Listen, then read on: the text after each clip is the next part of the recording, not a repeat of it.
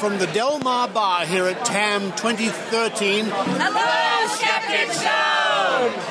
Said it's only a paper moon sailing over a cardboard sea, but it would be make-believe if you believed in me.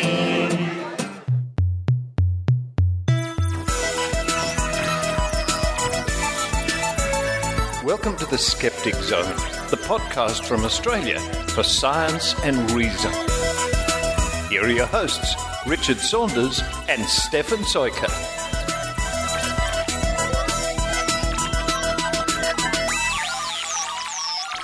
Hey, Richard.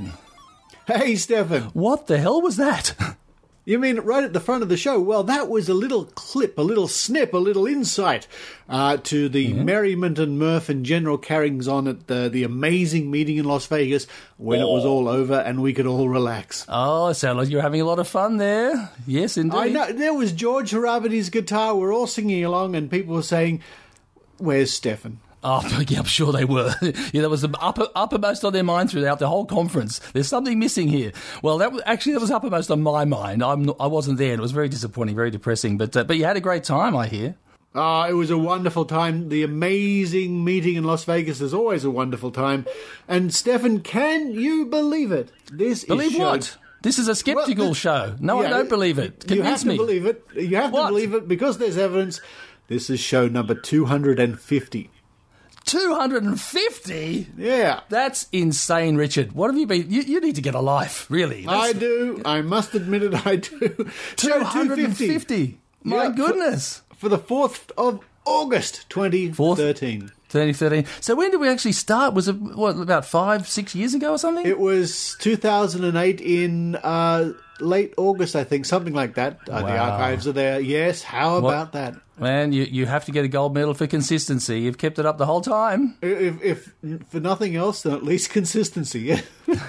Actually, while you talk about the number 250 and how long we've been doing this for, so I just actually Googled that and looked for factors of 250 in it. And 250 is a weird number because it doesn't have that many factors. It's like really? 1, 2, 5, 10, 25, 50, 125, 250. And that's kind of weird because in that same, if you break down the 250 episodes we've done, I mean, in that same time, I've had 3 relationships, 4 bankruptcies and 6 liver detoxes. So I don't know. I think there might be more factors to 250 than meets the eye.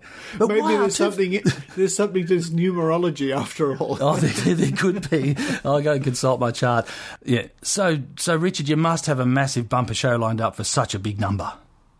Well, you know what, Stefan? It's all repeats. It's all highlights from past episodes. No, it's all new material. Recycle, yeah, like The Simpsons always do. Yeah. No, okay. So what is it? Right. New stuff.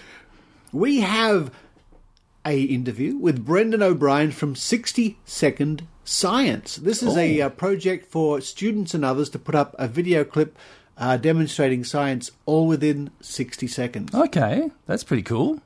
And it's going really well. Cool. I'm sure it's going very well with all the short attention spans everyone's got these days. That's right. It's very encouraging because it's really aimed at students, but anybody's welcome to join in. They've had over 1 million views on their YouTube channel, so things are going pretty well. Okay, great. Okay, so have we got the usual segments coming up as well?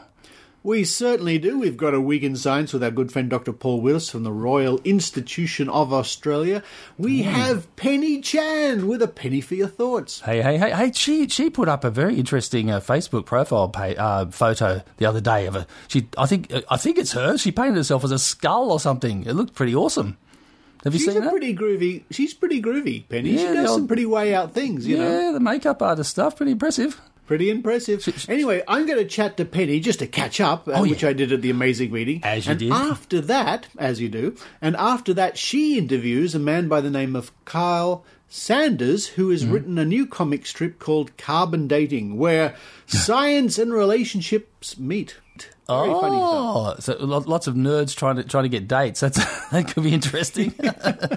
No, I'm sure it's pretty cool. So that'll be good. And then, so what else have we got? We've got an interview with Ross Blocher from the No Ross and Carrie podcast. Now, I caught up with Ross Blocher in Hollywood after the amazing meeting, and he discusses more about the crazy and zany adventures he and Carrie Poppy have had making the Oh No Ross and Carrie podcast. This is the podcast where they do all the wacky and ridiculous things so you don't have to. Oh, right.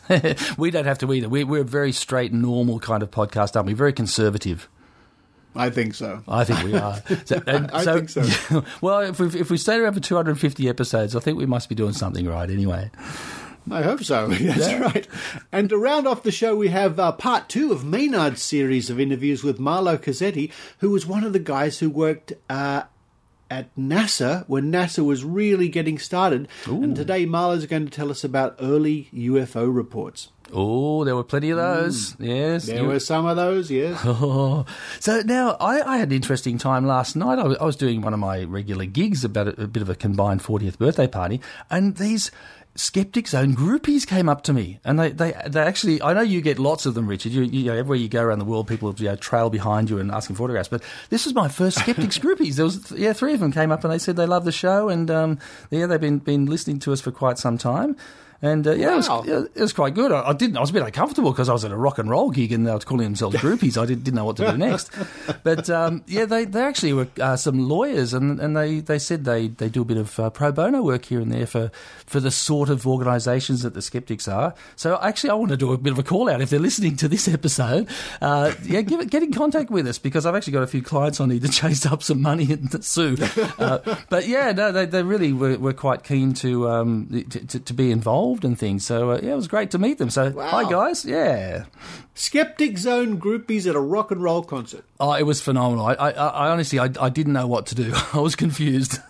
That's pretty funny stuff. Oh, good on them. And whoever you are, you Skeptic Zone groupies going up and saying hello to Stefan, that's really great. Did they recognise your voice, or what was it? Oh, no. Oh, it was through I organised the gig through these guys on Facebook, and he was a friend, and then he recognised me when he saw that I was coming to the gig, and he went, I know him from because he follows the Skeptic page. So, it's just one of those little networking things, but no, it was cool. How about that? And some of our listeners might not know, Stefan, that you're a rocker from way back. And in fact, we met years and years ago when you used to be the piano man at one of the bars I used to go down to in Glebe here in Sydney. Oh, the old Excelsior Hotel, the backpacker pub. Yeah, that was a long time ago. Those were the days, weren't they? Those were the days. Oh, but that was like we're talking 20 years ago now. We're not talking just the life. We're talking life cycle of the blip years ago. Yes. Yeah. Now, Richard, you were talking about the Australian Skeptics Convention coming up. Well, Stefan, I just can't get enough of these conventions. I mean, I go around the world to conventions, skeptical conventions, because they're such a good time. And yes, the Australian Skeptics National Convention is always one to enjoy. It's in Canberra this year. Tickets are still available. More information coming up a bit later on in the show, but this is a bit of a warning. A bit of a warning to our listeners who haven't booked their tickets yet. Please don't delay much longer, or you will miss out, and then you'll write to us and say, why can't I come to the convention? Don't let that happen to you. And it's in Canberra, yeah? It's in Canberra. So I wonder who the Prime Minister will be. We just don't know. We won't know by then. And for those people overseas who are thinking of coming to Australia for it, we can remind you that Canberra, our nation's capital, has decriminalised cannabis and prostitution. So it's a perfect place to go for a conference. That's why all the politicians go there. Yes, listeners, check your travel advisories and ratify what Stefan has said. I don't know the veracity of that, but it's a pretty crazy place. It's quite funny how the politicians have sort of zoned out the nation's capital and given themselves a lot more freedom to do things that everyone else likes to do and is not allowed to. How about that? How about that? Yeah. How about that? Well, Stefan, you know what? Yep. Well, Stefan, I think it's time for us to race downstairs, open the fridge or the cupboard and see if we can't find some, peanut butter cookies. Oh, you love your peanut butter, Richard. I think I'm going to stick to my fridge full of energy drinks. Energy drinks? Oh, yeah. We've got to get through the end of this show. So, we've got to survive. Yes. So, let's do it. Have some peanut butter, some energy drinks, and we'll get back into it at the end. Show 250. Here it is. Woo. Here it comes.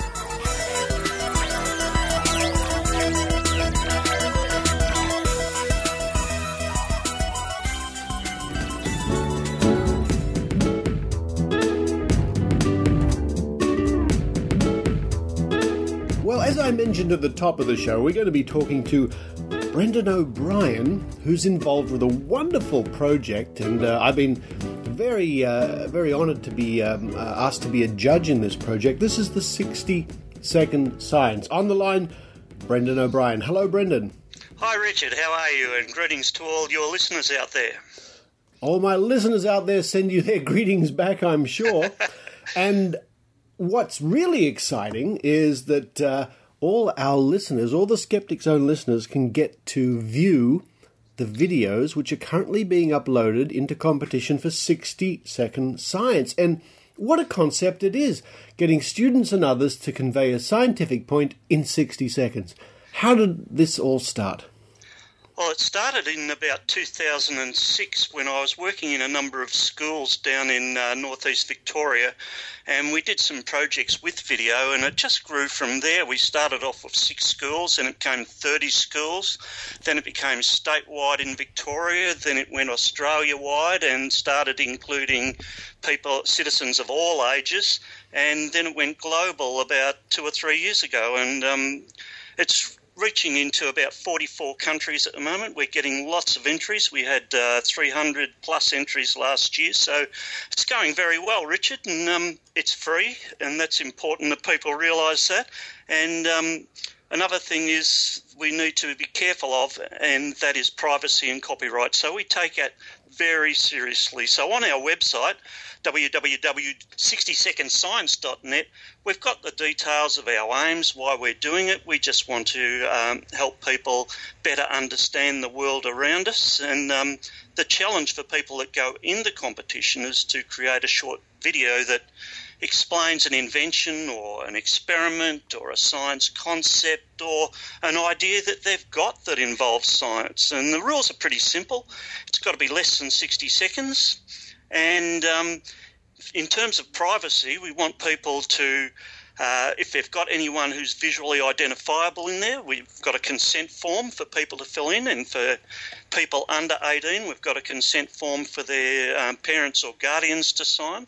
And we also take copyright seriously. We really vet every video that's uploaded and make sure there's no infringement of images copyright or music copyright. And what we suggest is that if people want to put music in their video to enhance it a bit, go to Creative Commons. Just Google that, and there's some fabulous free music for people to put on their videos, Richard. There certainly is. There certainly is. Now, I've been enjoying over the past couple of weeks, every now and then I'll take a little bit of time out and, being a judge, I suppose I should, viewing some of these videos, and I'm so pleased that so many younger students are taking part, and some of those videos are so enjoyable. And if this means anything at all, I've certainly learnt things watching these videos. I mean, there's a wonderful video about volcanoes, which I enjoyed very much, about how your sense of smell works. It's fascinating. The strength of bridges. There's another video conveying one of the laws of motion in a car, all done in 60 seconds. It's very exciting. And so far, what I've seen, I've been very impressed. I guess it must give you a good feeling as well. Yes, it's terrific, and it's really encouraging to see people of all ages, and especially the youngsters, getting in there and doing it. And that's why we've got lots of divisions to cater for all sorts of entries. We've got Best Cinematography, Best Animation, we've got International Open, International Junior, International Secondary School. Then we've got International LOTE. We want to encourage people to communicate in their own language, so we've got what's called a LOTE division, languages other than English, so that people can upload their video in their native language and then put in subtitles in English for our English audience, an explanation of what's happening there. And then we've got all the Australian divisions. The Australian Open attracts a $400 cash prize, and we've got runners-up prizes. And then for the kids, we've got primary and secondary in each state and territory. We've got $400 prizes and $100 runner-up prizes for each state and territory. And they're fabulous prizes because it's cash. The kids do whatever they like with it. And You mentioned judges. You're in very good company there with the judges. We've got a fabulous range of judges from, once again, all over. From Australia, we've got John McKenzie, who's a very well-credentialed judge from Melbourne University, La Trobe University. He's an honorary Doctor of Laws. He's a science research fellow. Then we've got a Serbian judge, a filmmaker from Australia. We've got Charlotte Stoddard. She's a filmmaker from Nature magazine in the UK. We've got that Richard Saunders chappie from Australia, and his collaborator, Dr. Rachie Dunlop. Dr. Rachie, yes. In fact, I was chatting to Dr. Rachie about this the other day, and she's very excited. She says what she and I should do one day is run to our favourite club, have a nice bottle of red or something, and lunch, and view all the videos. And I couldn't think of a better way to spend an afternoon. Now, this I think is going to be a very special interest to all the teachers we have listening to the Skeptic Zone, because what I've been viewing so far is certainly a lot of in the class, kids in the classroom, or what appears to me in the classroom, demonstrating science. And even if they don't particularly want to be involved in putting together a video, I think they can all get something out of it by viewing them. Oh, look, the learning that's involved, both in viewing and creating, is amazing. I'm an ex-science teacher myself, although I don't think there's ever such a thing as an ex-science teacher. Look, for the kids to condense an idea down to 60 seconds, or for anyone to do that, it takes a lot of work. It's not easy. You really have to have clarity of thought and really understand the science to be able to explain it in 60 seconds. And the kids, in a lot of schools, the kids have got hidden in their pocket their little mobile phone, and they love their devices, and we encourage teachers to let the kids to take their mobiles out and film on their mobile devices and construct their film that way. And that, breaks down some of those barriers between teachers and students when they use their favourite devices for learning. I think that's fantastic. And of course, these days, one can film and edit and upload all from your smartphone. It's quite incredible. It's fantastic, and the kids understand these technologies very well. They certainly do. Now, and I did want to mention a couple of other judges. Dr. Kiki, you'd know, from San Francisco, Kirsten Sanford. Oh, yes. Desiree Schell from Canada. She's a fantastic skeptic and very prominent in lots of movements over there on the greater American continent. We've got Alam Shahar. We've got Dr. Karen Bonder, who's just coming out to Australia in the next few weeks. She's working with Elise Andrew with the IFLS project, yes. And she's been making some fantastic videos, have been getting lots of mileage worldwide. But our videos here, we've just passed a milestone, Richard. We're very pleased with the fact that the kids and the adults' videos have now been downloaded over 1 million times. So we feel we've come of age finally. That's quite impressive. That's a wonderful achievement. And of course there are more to come. Now, if people are interested, maybe students, especially teachers at the moment in this whole project, how long do they have before the deadline approaches? We've got a deadline of the 14th of November to register and the 20th of November to upload your video. You can upload it directly to YouTube and then provide the link, or you can upload it directly onto the website that's been designed by our friends at TurboWeb. And the $10,000 is being provided by our sponsor, the Department of Education and Early Childhood Development in Victoria, that very generously have provided the money for this competition over the years. What a wonderful endeavour this is, because it's not only helping to spread science in this country, it truly is an international effort with the science these kids are presenting going all around the world. You'll be very pleased, I'm sure, when you get another 1 million downloads, which let's try and aim for that another 1 million. I think it's worthwhile that people view these. Give me that website once again.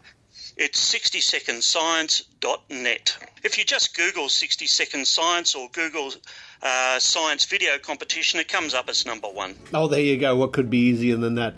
Well, Brendan, I look forward to viewing some more of these videos over the coming weeks, in due course supplying my thoughts to you. But there's the message, folks. If you're interested in science, especially if you're younger or you're a teacher, I think you should be involved. Brendan O'Brien, thank you very much. Thank you, Richard.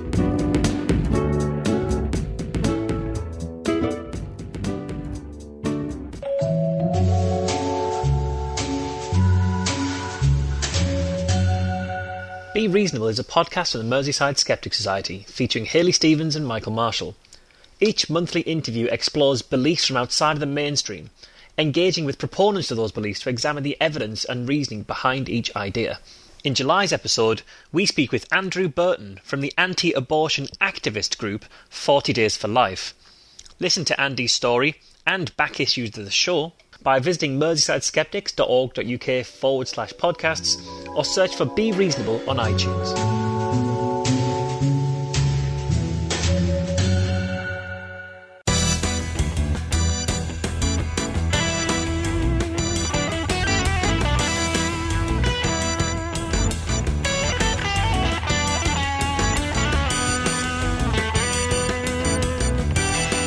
Here's Penny Chan with a penny for your thoughts.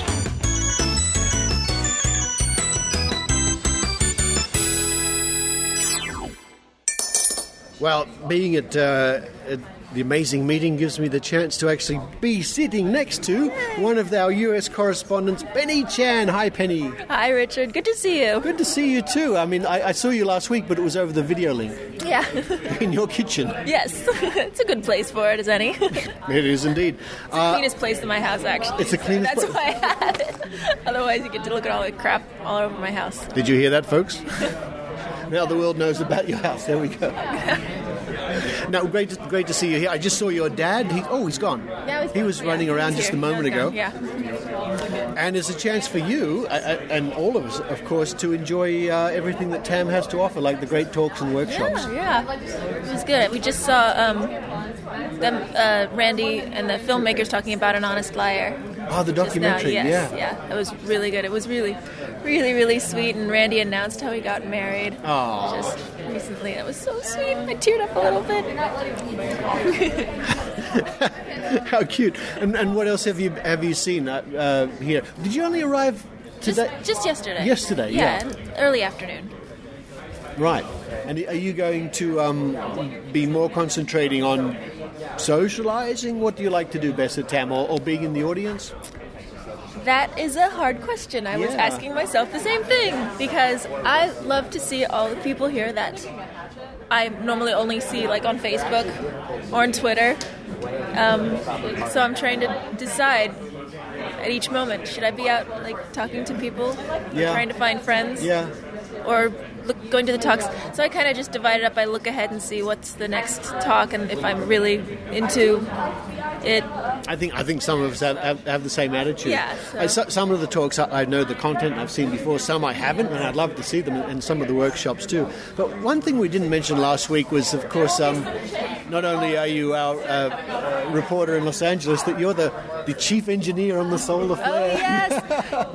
You know, my idea for that is for episode 2. Yes, let's hear it. Live recording at TAM or something. Oh, you know, really? like an old-fashioned radio play, like, you know. With sound effects and... Yeah, we could do it like with sound effects, yeah. I like the part in the script where I ask you to do something, I ring you up on the intercom and you say, not you again. I know. I forgot about that. See, I hadn't listened to it in its entirety. Yeah, and you did the lines some time ago. Yeah, and I just did them all when I was recording them, just in one after the other. Yeah. So I didn't know when they'd be inserted. So I was just kind of just saying the word. I shouldn't be giving this stuff away. Everybody will. Oh well, that's what happens in production. That's right. But, that was good fun. Yeah, it was. It was fun. I like to be a part of that. Yeah. Good. You can say now that not only do you have your own theme music, that you were in a radio play. Yeah, that's what I tell people. That's what you tell people. Yes. That's right. Well, I look forward to the rest of TAM, and I know you're going to be interviewing some people along the way for us. I've been finding some people for that, yeah. Penny Chan in your wonderful yellow, bright top and smiling face. Good to see you. Good to see you too, Richard.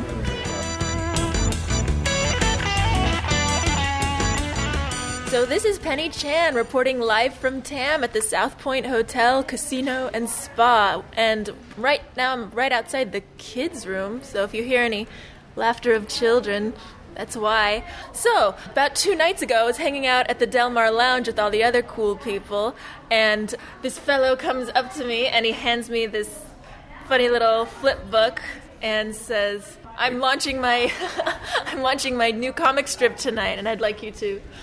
What did you say? I think what I said was actually, if you tweet this, I will give you a drink or a magnet. And I think it worked. Yes, exactly that. And he handed me this flip book and a lovely little magnet that said carbon dating. And I'm like, what in the world is this? Got into conversation with Kyle Saunders. This is a comic strip about science and relationships, and I think that's a pretty cute concept. I'm a big fan of XKCD and like PhD comics and other. You will love this. Okay. I like to say it's a blend of XKCD and How I Met Your Mother, or questionable content if any readers are familiar with that webcomic, but trying to teach science and skepticism through the lens of a romantic relationship and interaction between the characters, rather than just bluntly explaining it to the audience. All right, and so what's your background? We'll talk about yourself a little bit. Okay, well, not a cartoonist by trade. It's really you could have just fooled me. These are awesome, amazing illustrations. Thanks.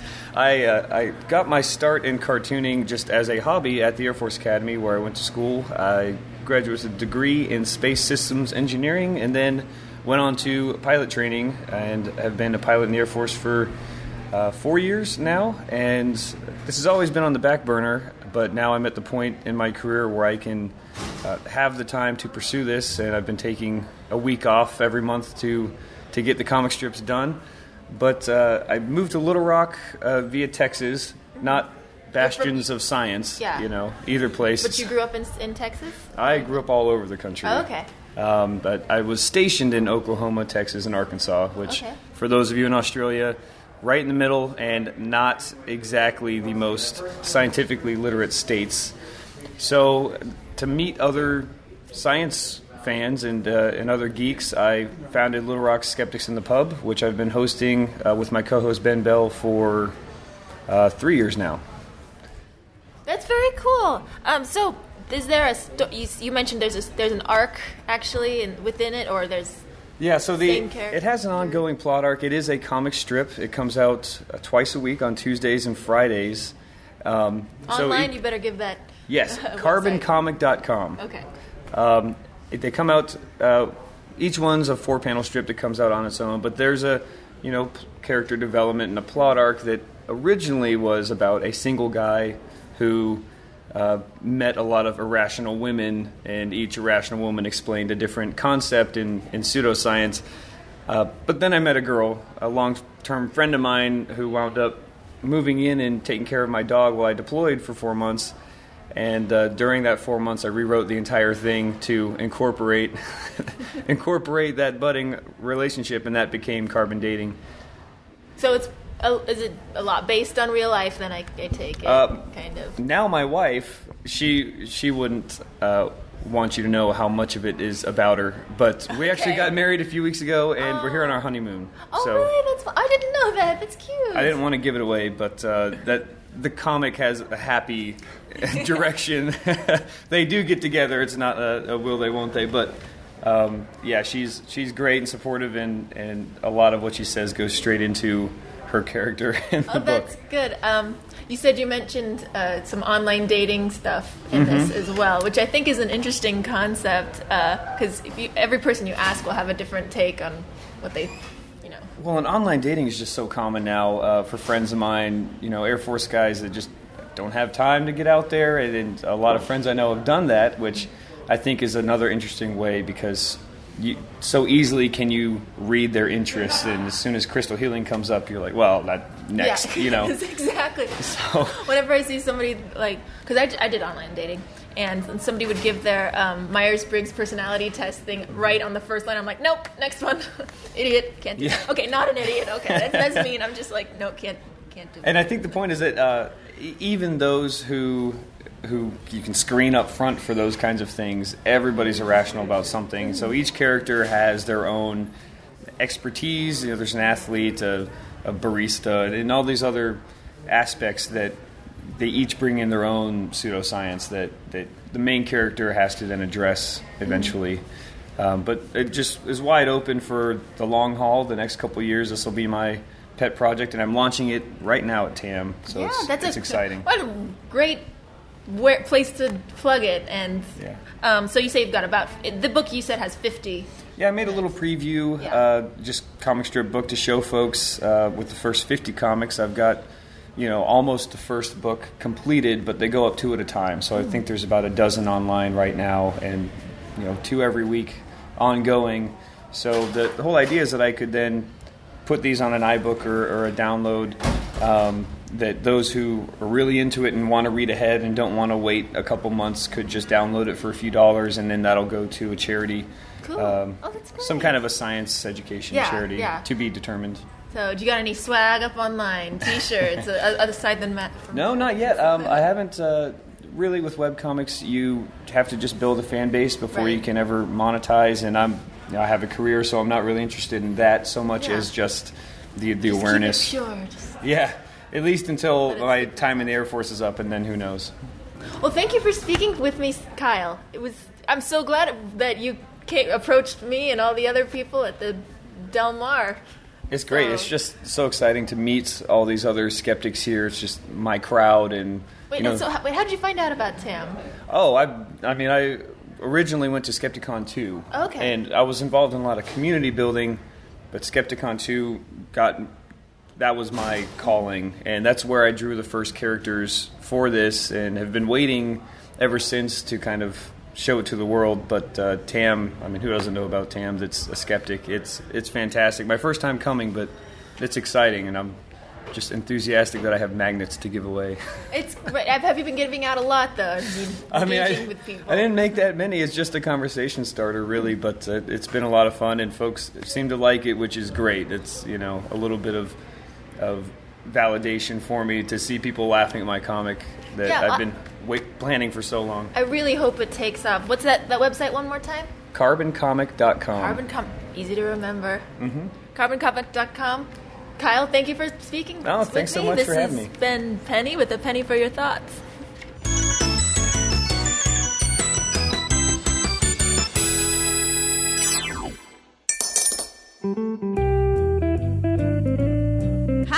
This is Carrie Poppy. I'm Ross Blocher. Oh, hey, Ross. Hey, we're from a podcast called Oh No, Ross and Carrie. We find out what happens when you show up and ask questions. We've hung out with the Kabbalists. The Mormons. We've gone and gotten ear candles. Gone to the Sikhs. We show up so you don't have to. So find out where we're going next. We'll even have special episodes where we have famous guests like Brian Dalton from Mr. Deity. You heard that awesome theme music. He wrote that. You should come visit us at onopodcast.com or facebook.com/onrack. What the hell's OnRack, Ross? ONRAC. Oh no, Ross and Carrie. That's our show. That's so smart. Come join us.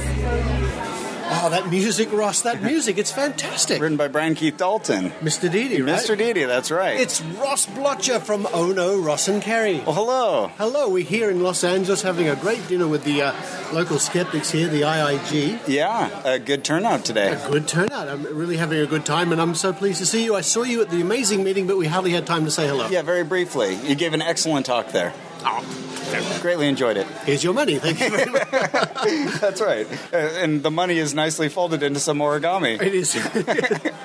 Now, I remember, was it 2 TAMs ago, or 3, I don't remember, how many it was ago, but taking you and Carrie up to my room. Yes. Or your room. Yes, that's right. And you said, we've got a new podcast. And I said, great, I'd like to interview you about it. Yeah, it would have been 2 years ago. That's 2 years. right. Yeah, 2011, because we just created it. It was brand new.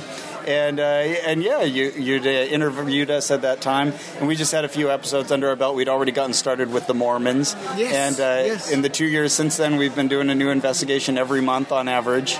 We've always got a bunch going on at any given time because you never know what's going to be ready. It's staggering because I love the philosophy. You do this crazy stuff so we don't have to, right?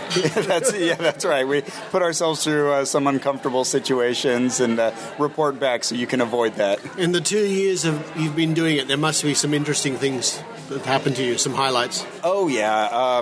Boy. Well, where to start, right? Yeah. We've joined religions. We've gone out in the desert to get baptized into an alien cult, and we've put ourselves through various like fad diets, juice cleanses, and the master cleanse, and I've gotten colon hydrotherapy, all sorts of very uncomfortable things. One of the ones that quite staggered me a little bit, I guess, was there was a photograph in an accompanying episode where Carrie was trying some sort of breast enlargement. Oh, yeah, that's right. And when it came out, I looked at the photo, I thought, what? Yeah, speaking of uncomfortable situations, for one episode we thought, let's try to grow our boobs and penises. That's right, yeah. Now only one of us has a penis and only one of us has boobs to speak of. And you went through it. It's like, what? Yeah, so she got to put the large pump. That's what you saw. That's the photograph of these funny things on her. These suction cups that were trying to draw her breasts into them. She tried it briefly on me. It's uncomfortable, so I felt her pain also briefly. But not only to do that, but to be comfortable enough to pose for the photograph. The picture, yeah. I wore something on my dangly bits, but I didn't post any photos of that. I figured I'd spare everybody. They don't need to see that.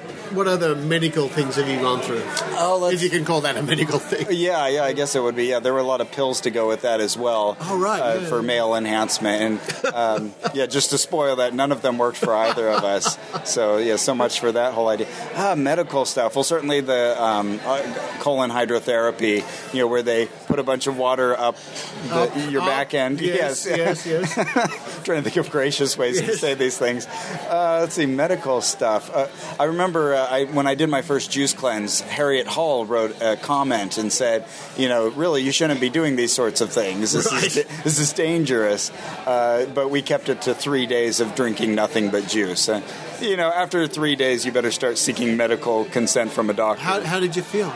Well, very hungry, a little lightheaded, maybe. I would say I didn't feel like I was at my strongest. I wouldn't want to go out and run 4 miles or go to the gym. And I did try that the last day. I tried going to the gym just to see if I could induce a headache or something. Because, I was just feeling like my body was surviving rather than, thriving. Wow. I kind of... Well, you do it so I don't have to. Thank you. Yeah, so we try to report back and share all the funny parts about our interactions with people. And, for example, for that one, it's not an extraordinary claim that if you consume less calories that you will lose weight, but they also will say that you're going to lose toxins. All right. You get these toxins out of your body. So what's that? So, we talked to a detox counselor who happened to be a psychotherapist who was just, for the summer, she was... moonlighting as a detox counselor. And, she started just saying all these kind of random things about, man-made substances. And we said, well, does that mean lead or mercury or heavy metals? No, nothing like that. Just, bad things that accumulate in the body. Oh, well, what are those? You can't get a solid answer. Yeah. And it turns out it doesn't mean anything. They don't know themselves. Exactly, yeah. And do you get helpful suggestions from listeners? Yes. We've always got a stream of suggestions coming in of things that we could investigate, maybe ones that people are familiar with or their family members are. And so many of their recommendations have turned into our episodes. And we have a long list, a list that could last us another, 5 years. And so sometimes it's already on there. Sometimes we'll add a new thing. And what's coming up in the near future? Okay, well, let's see. Right now we've joined a group I don't want to give too much away, but it's I like to say they're kind of like Satanists.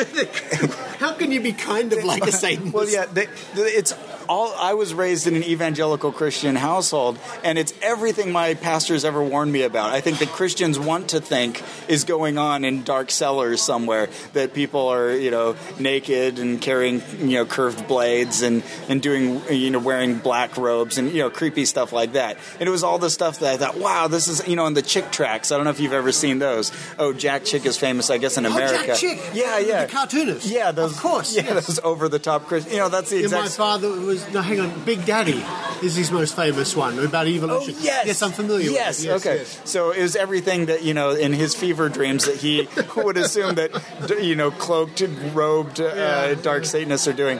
No, they don't call themselves Satanists, but they think Lucifer is a being of light. Anyways, that's an upcoming one. That'll be fun. We've also been going to some 9/11 truther meetings. Oh, wow. Yeah. And that's fun to sit through. Oh, my goodness, do they bicker and bicker. It's a bunch of adults just yelling at each other and over each other for 4.5 hours. So again, we do this so you don't have to. Thank you. You're welcome. On behalf of the world, thank you. You're welcome. And I'm delighted to say that you have a good listenership in Australia. Yeah, I was just telling you that I think we have over 600, at least, in that range of listeners from Australia. So a lot of listeners in common, and thank you for spreading the word about us. Absolutely. No, I'm delighted to, because as Skeptic Zone listeners know, every now and then we play the music, and on comes the, oh no, Unrack, And how is Carrie? We haven't seen her here. Oh, I didn't see her at TAM, and she's not here tonight, but I did catch up with her in Manchester earlier in the year. She was at the QED conference. Oh, yeah, that's right. We said hello then. It was great to see her. She's doing well, I take it. She is doing well. Great. And she's not on the meetup group. I told her tonight about this thing, and she said, oh, shoot, I love Richard. I would have loved to have been there, but she already had plans with some friends. But she sends her greetings, and we're big fans of yours as well. So you do lots of good work there in Australia. Thanks. Well, there you are, folks. If you've got something crazy and weird that you really don't want to do, the folks that call Ross and Carrie at Oh No Ross and Carrie. That's it. And the website is ohnopodcast.com. Ross Blocher, thank you very much. Thank you, Richard. Oh No Ross and Carrie. That's our show. That's so smart. Come join us. Hi, this is Brian Dunning from the Skeptoid podcast at skeptoid.com. For 15 years now, Dr. Bob's Trivia Quiz has been a part of Australian skeptics. Each month, the mysterious Dr. Bob comes up with questions that defy all logic and reason. Only the best of the best dare attempt to answer these brain twisters, and no, Google won't help you. Visit drbobsquiz.wordpress.com. That's DRBOBS quiz.wordpress.com to take part and to see the complete archive of Dr. Bob's Trivia Quiz. I'm Brian Dunning from Skeptoid.com.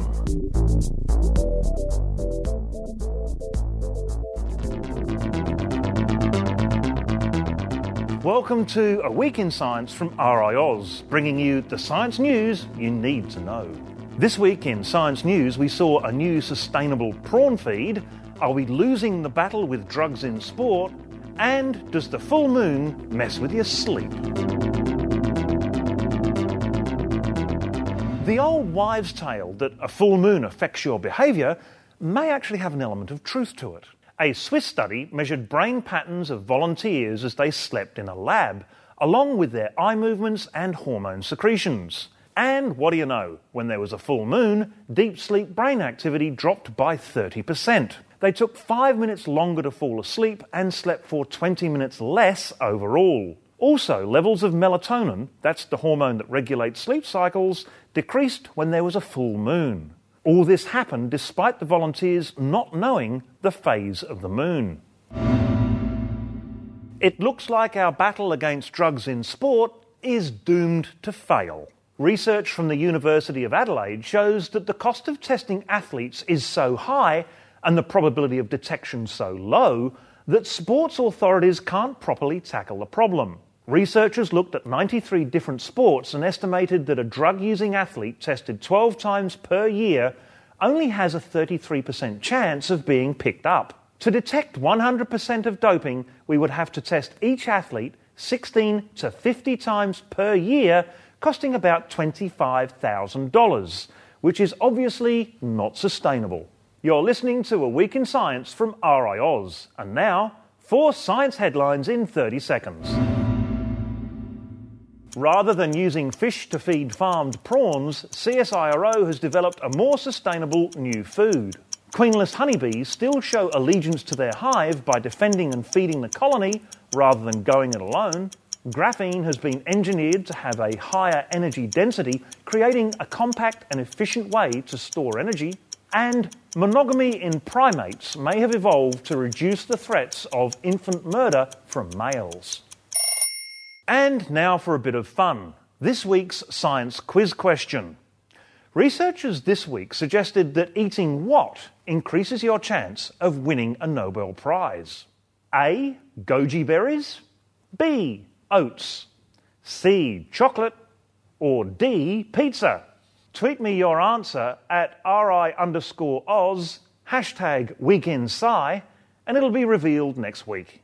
That's it for this Week in Science. For more information on these and other science news, go to the RiAus website, riaus.org.au. Follow us on Twitter using the #WeekInSci. I'm Paul Willis. I'll catch you next week.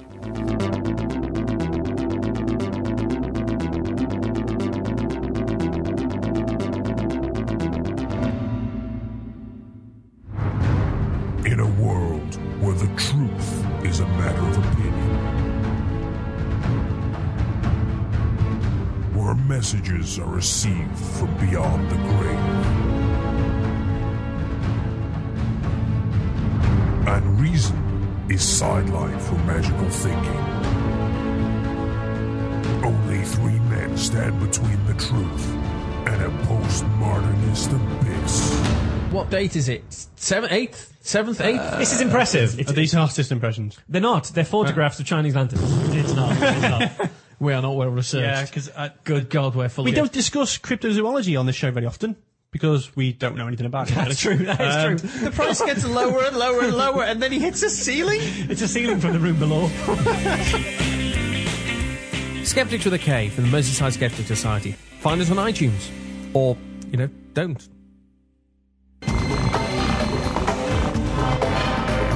Here's Maynard's spooky action at a distance.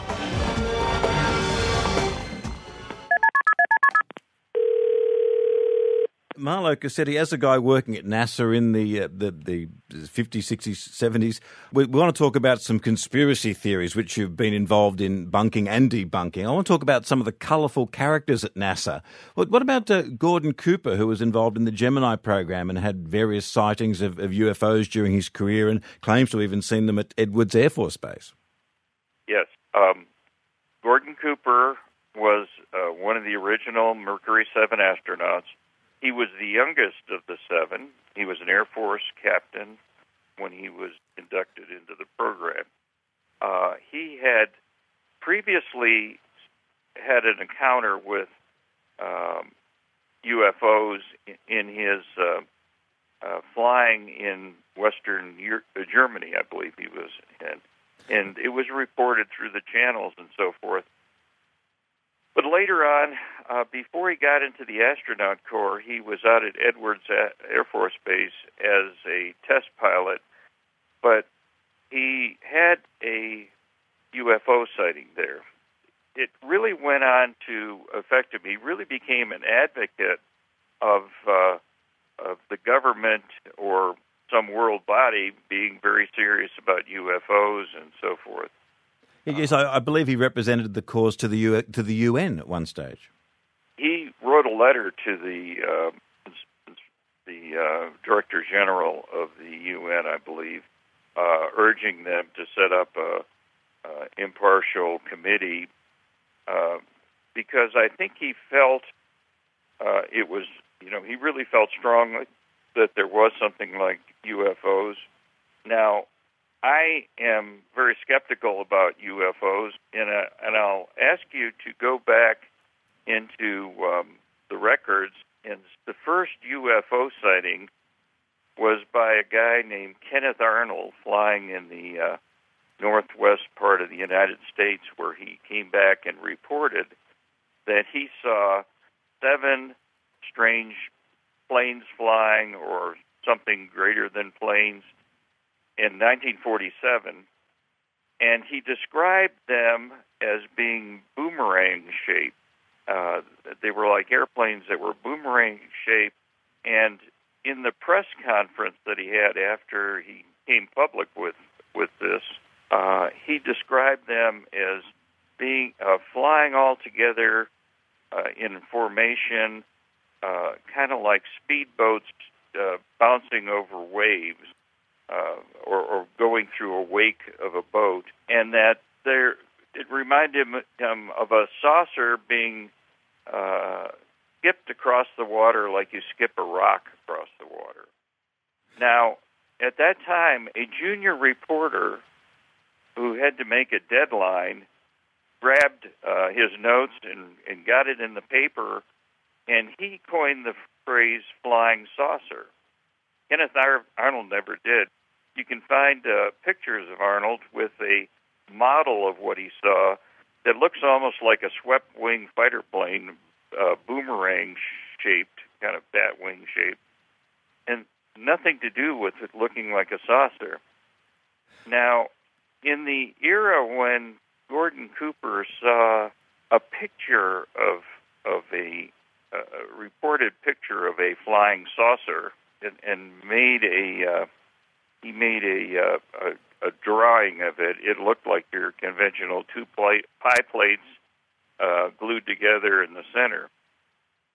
I have a feeling that he may have been part of a hoax. I mean, here's a young Air Force captain who saw flying saucers in Germany, and so I'm sure he's talking everybody's ear off about flying saucers.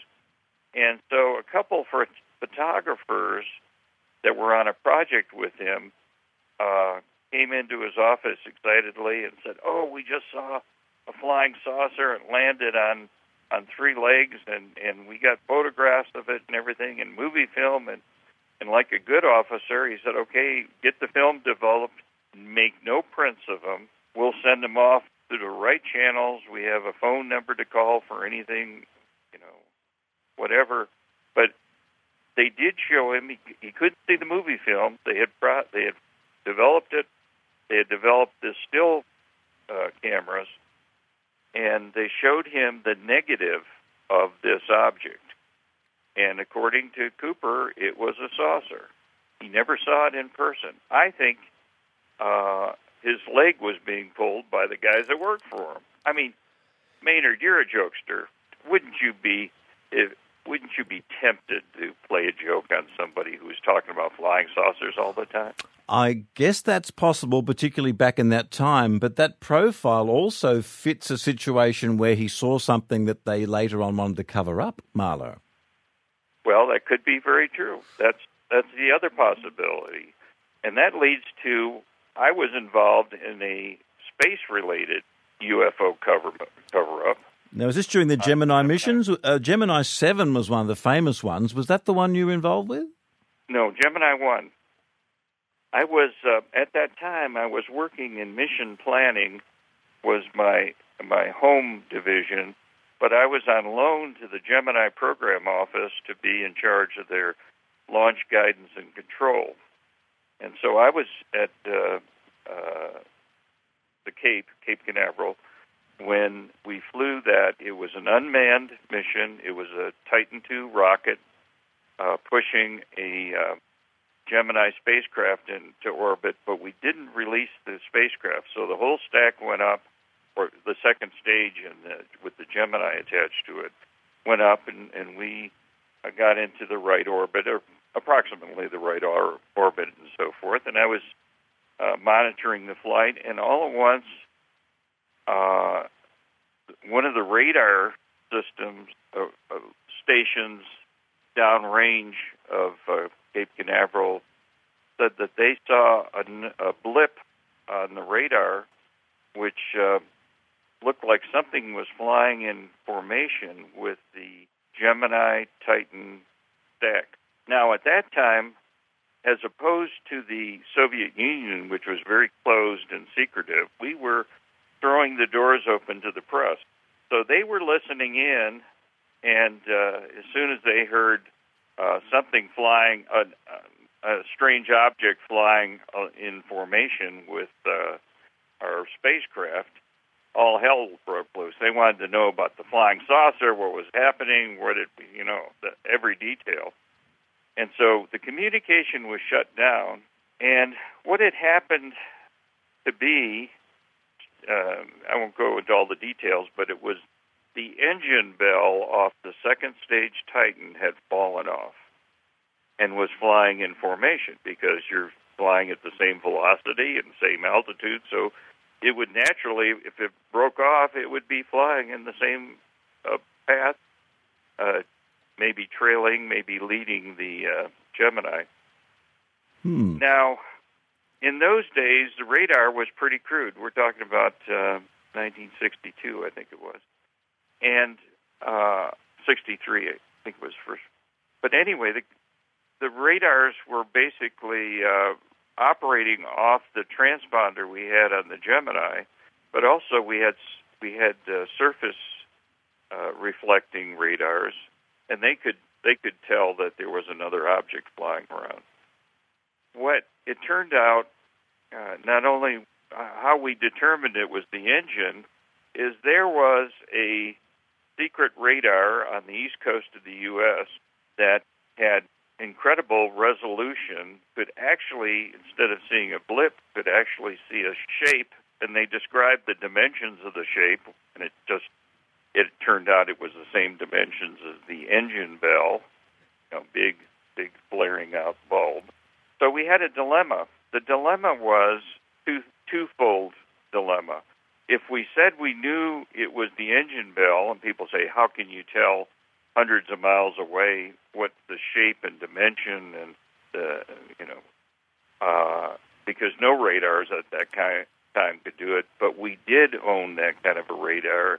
It enabled us to see what the Soviet satellites looked like, and that was a capability we didn't want the Soviets to know.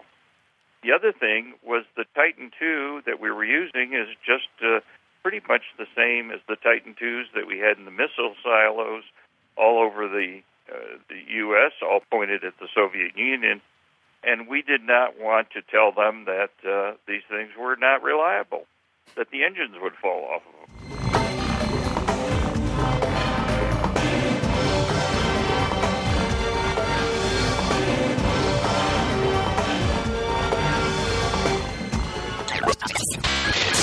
Have you heard the one about how the Illuminati, in conjunction with the US government, are hiding the existence of aliens in order to ensure the supply of helium is kept low? Or that the CIA, the militant wing of the Freemasons, are working with the Elders of Zion to take control of the population of the world through fluoridated chemtrails? Canberra Skeptics Incorporated, on behalf of the Shadow Government, will be massing an array of dark forces for the Australian Skeptics National Convention 2013. This convention has conspired to coincide with the 50th anniversary of the assassination of John F. Kennedy, possibly the most famous conspiracy theory of all time. If you've ever wanted to learn about the truth behind the death of JFK, what makes for a good conspiracy theory and why they are so prevalent, Canberra Skeptics invites you to attend. That is, of course, should you choose to accept it. Come to nationalskepticsconvention.org and just remember, they will be watching you.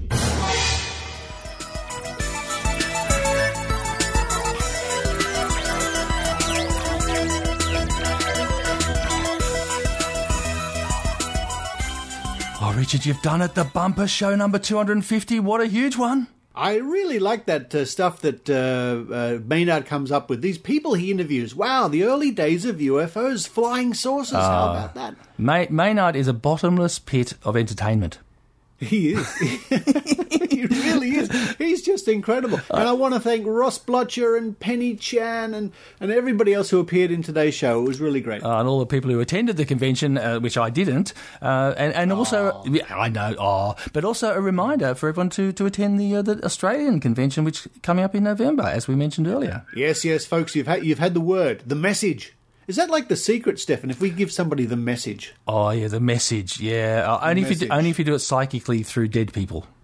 I see. Well, this is a better message. Come to the Australian Skeptics Convention in November, and how can we entice people to come along? They can have their photograph taken with a picture of me. Oh, what better enticement than that, Richard? Not with the real me. I'll just hold up a picture of me. You see. Oh, right, a cardboard cutout. That's right. Yes.